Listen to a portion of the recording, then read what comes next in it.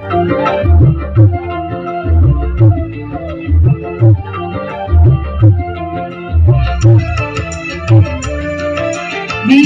ingin melihat ikan di dalam kolam, tenangkan dulu airnya sebening kaca. Bila mata tertuju pada gadis pendiam, caranya tak sama menggoda janda indah.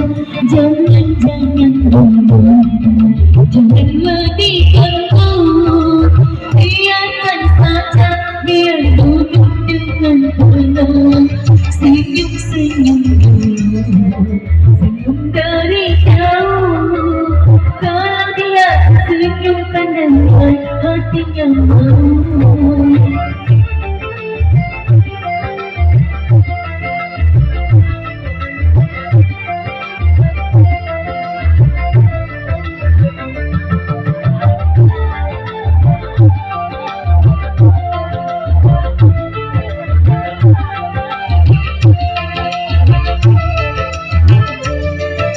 Bila ingin melihat ikan di dalam kolam, tenangkan dulu airnya sebening